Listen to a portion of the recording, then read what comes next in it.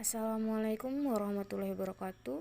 Perkenalkan, nama saya Yunita dengan NIM 1901301132, kelas 5D, Prodi Teknologi Informasi, Politeknik Negeri Tanah Laut.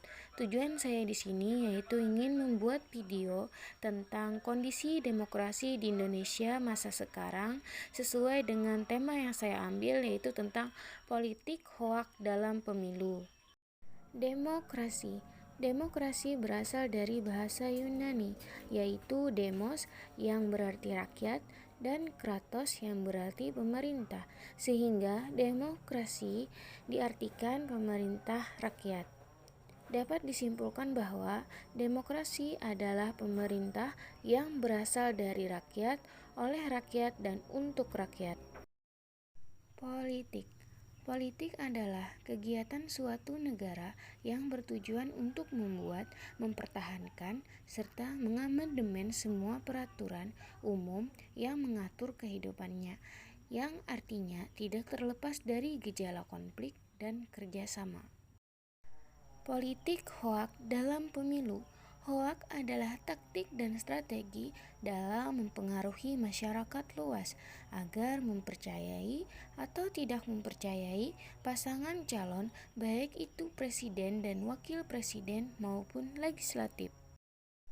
Hoak dan pemilu, dua kata ini menjadi penting dalam penyelenggaraan demokrasi, sebab keduanya memiliki tautan dalam hal partisipasi pemilih untuk menentukan pilihan bagi petarung politik di era demokrasi yang sangat rentan dengan perpecahan.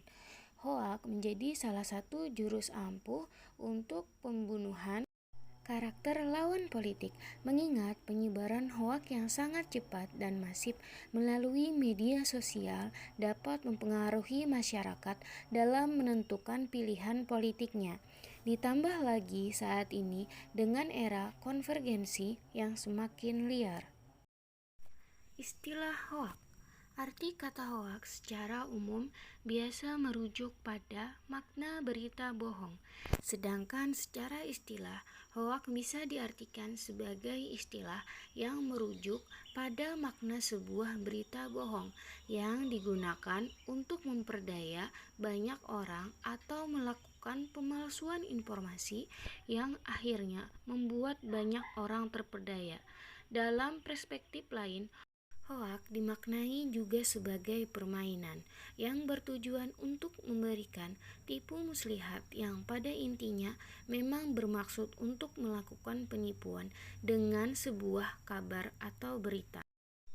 Instrumen pencegahan penyebaran berita bohong dalam rangka mengurangi kecurangan dalam pemilu guna tegaknya keadilan pemilu. Yang pertama, Bawaslu sebagai lembaga yang berwenang mengawasi proses penyelenggaraan pemilu diberikan tanggung jawab untuk memantau, mengawasi, dan menyediakan laporan penyebaran konten yang berkaitan dengan berita bohong. Yang kedua, KPU memberikan data informasi terkait data tim kampanye, pelaksana, petugas, dan juru kampanye, dan data akun media sosial yang digunakan oleh masing-masing partai calon kandidat. Yang ketiga, Kominfo bertugas menindaklanjuti hasil pemantauan yang dilakukan oleh Bawaslu dan memiliki fungsi edukasi publik untuk terhindar dari terpapar berita hoak. Dampak negatif hoak dalam pemilu. Yang pertama, hoak merusak kredibilitas dan integrasi penyelenggaraan pemilihan pemilu. Yang kedua, hoak merusak kredibilasi dan integrasi politikus yang bersaing dalam pemilihan umum. Yang ketiga, hoak menimbulkan keresahan atau kegaduhan dalam masyarakat. Yang keempat, hoak memecah belah kesatuan dan persatuan bangsa. Cara agar terhindar dari berita hoak. Yang pertama, rutinlah membaca berita dari media yang well established dan dihormati. Yang kedua, orang yang paling rentan hoaks adalah orang yang jarang mengonsumsi berita.